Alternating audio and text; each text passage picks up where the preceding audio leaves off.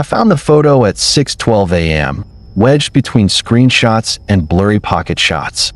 It showed me asleep in my own bed, mouth slightly open, arm twisted under the pillow.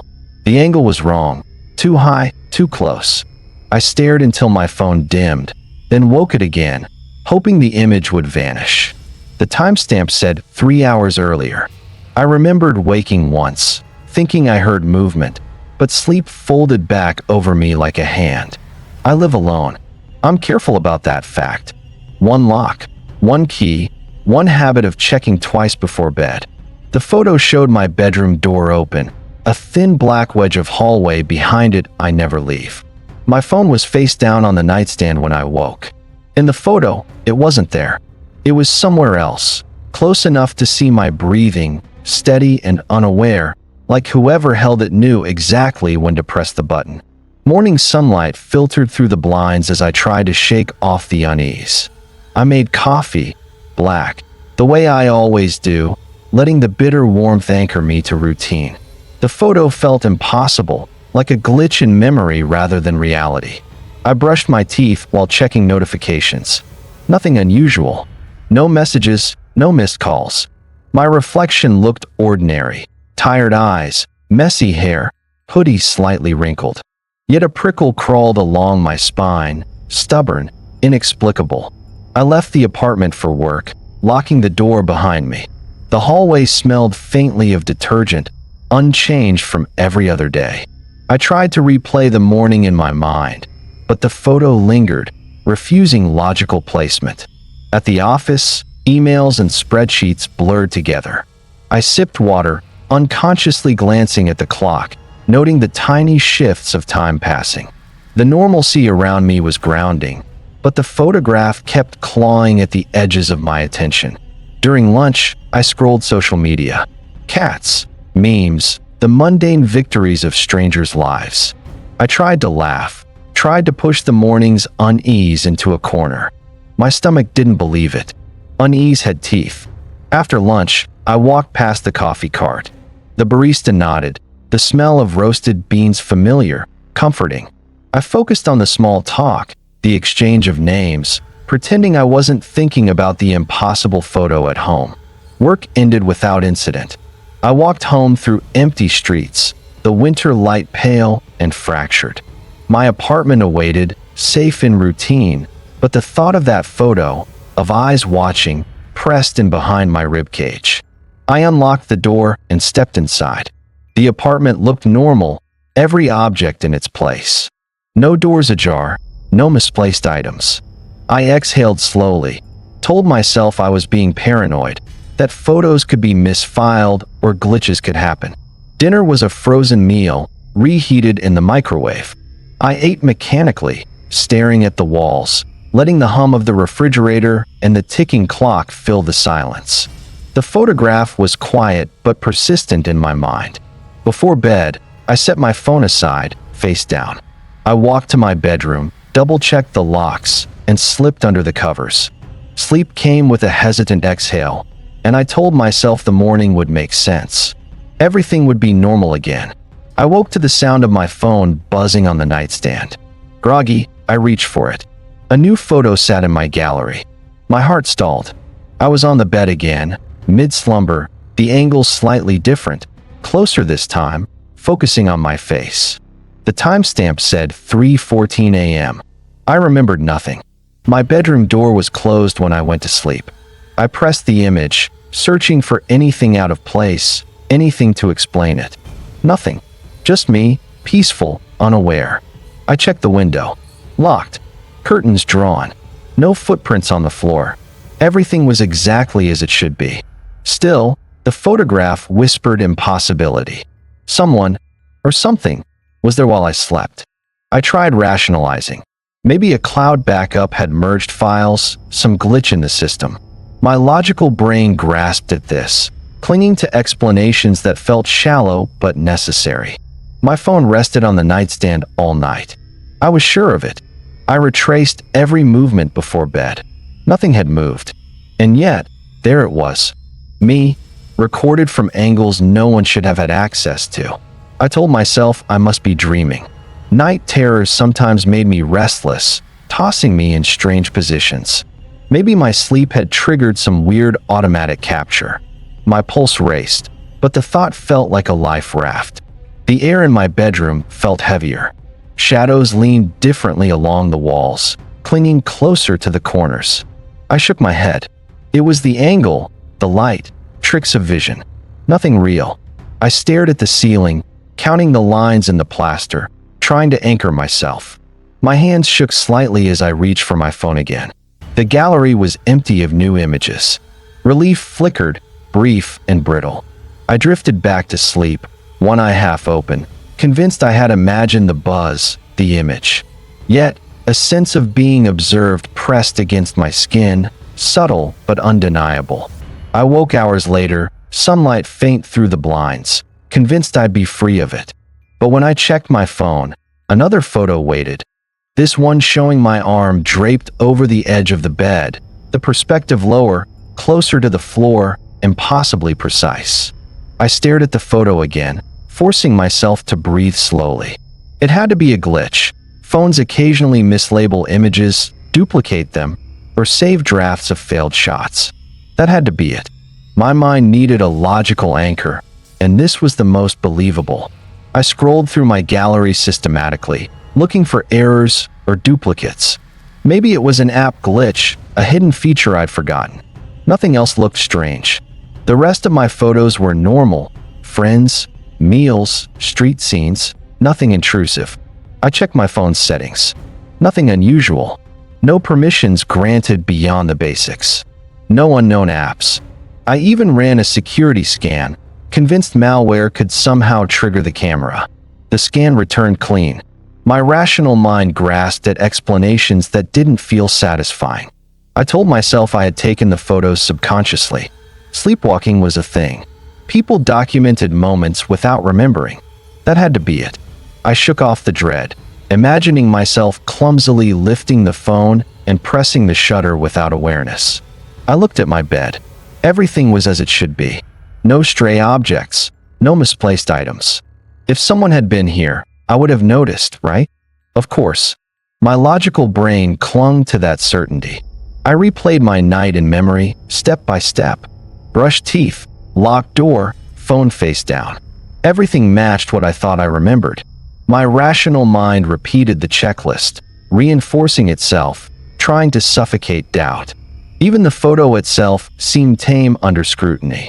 There were no shadows, no figures lurking. Just me, asleep, the frame oddly intimate, but explainable if I accepted the glitch or sleepwalking idea. I left the phone on the nightstand and went to make coffee, repeating routines like a mantra: normality, routine, control. The air smelled faintly of last night's detergent, grounding me in the ordinary. By mid-morning, I convinced myself it was settled. The photo was a technological hiccup, nothing more. My pulse returned to normal, and the apartment felt calm, ordered, predictable, almost comforting. Even so, in the back of my mind, a tiny, persistent doubt lingered, a shadow I refused to acknowledge. I told myself it was nothing, and that was enough. For now, that night, I woke to the familiar buzz of my phone. Another photo. My stomach tightened before I even looked. This one showed me sitting upright in bed, eyes half open, hair falling into my face. The angle was impossible, closer, more deliberate, capturing my expression as if someone studied me. I froze, gripping the blanket, trying to convince myself I was imagining it. But the timestamp said 2:47 a.m., long after I had fallen asleep. I hadn't moved in hours. My apartment was silent, yet the image suggested presence, focus, intent. I checked the windows. Locked, curtains drawn. The room was undisturbed. Even my cat, usually curled near my feet, hadn't moved. There was no logical way for the photo to exist. I told myself again, glitch, sleepwalking, technical error. But the next night, another photo arrived. This time, it captured me turning in bed, eyes still closed, blanket slightly twisted. The angles were different each time, each more precise. My heart raced. my brain searching desperately for explanation. I started leaving the phone face down. It didn't matter. The images kept coming. My routines became rigid. Lights off, locks checked twice, devices unplugged. Still, the photos appeared like a slow, deliberate intrusion into my life. Patterns began to emerge. The timestamps were always in the early hours, between 2 a.m. and 4 a.m., as if someone or something knew when I was most vulnerable. My pulse raced every time I glanced at the clock before sleep. I experimented. I left cameras facing the bed. Nothing recorded movement. No evidence. Just the photos appearing in my gallery, perfectly clear, impossible angles, my face calm and unaware. The discrepancy twisted reality into unease. Even my cat avoided the bed at night. She slept elsewhere, low to the floor, ears alert. It felt instinctual, as if she sensed what I could not name and refused proximity to something unseen.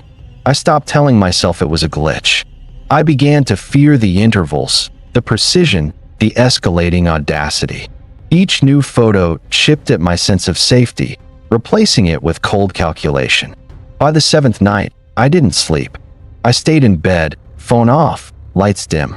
I tried to watch, to catch the source, but all I saw were my own eyes, staring back from the dark, as if someone had been waiting, patient, always present.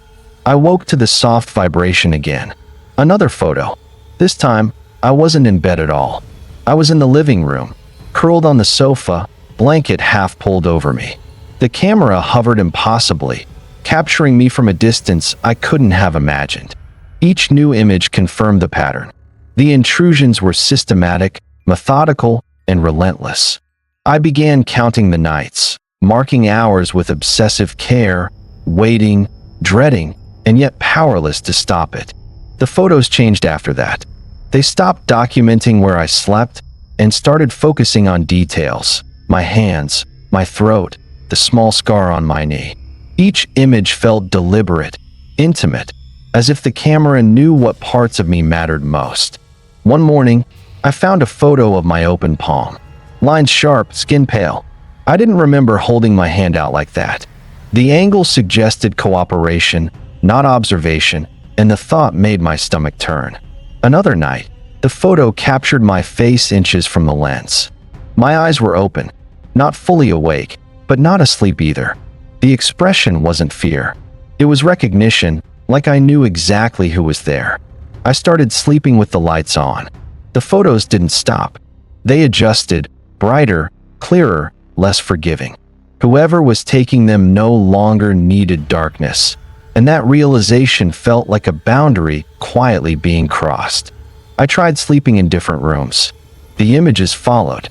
Bedroom, couch, even the bathroom floor once, my cheek pressed to tile, eyes closed. The consistency was terrifying. It wasn't tied to a place. It was tied to me. The timestamps shifted earlier, sometimes minutes after I lay down, as if waiting had become unnecessary, as if access was no longer limited by sleep. I began to dread the act of resting more than exhaustion itself. One photo showed me standing in the hallway at night, facing the bedroom door. I didn't remember getting up. My posture was relaxed, familiar.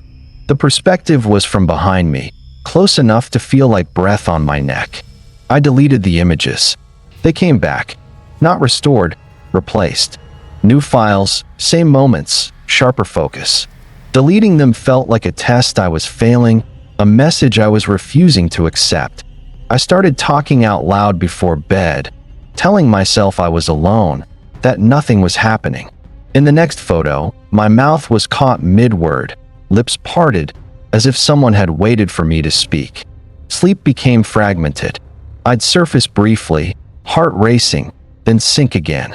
The photos documented those gaps, those soft places between awareness and unconsciousness, like someone mapping the exact moments I couldn't defend myself. One image finally broke something in me. It showed me looking directly at the camera, eyes fully open, pupils dilated. I was smiling, not wide, just enough to suggest familiarity, like greeting someone I trusted. That was when I understood the photos weren't proof of an intruder.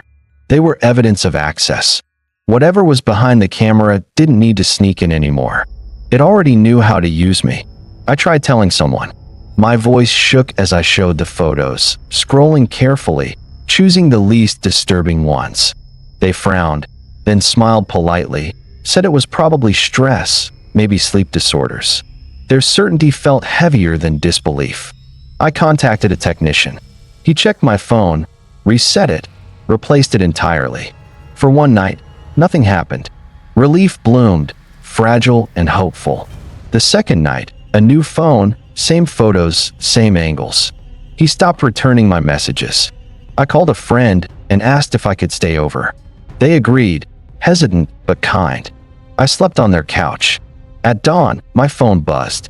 The photo showed me there. Same couch, same blanket. Their hallway framed behind me. I didn't show them that one. I packed my bag early and left before they woke. The city felt distant, muffled, as if I were moving behind glass. I kept my phone in my pocket, afraid to look at it. I stopped sleeping at home. I dozed in cafes, on buses, anywhere public. The photos still appeared.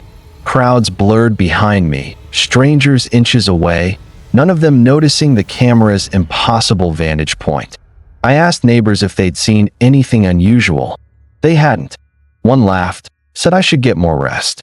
The hallway lights hummed softly, indifferent, and I felt foolish standing there, searching faces for recognition.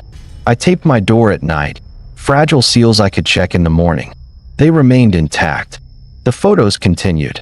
Proof without evidence. Surveillance without a watcher I could confront.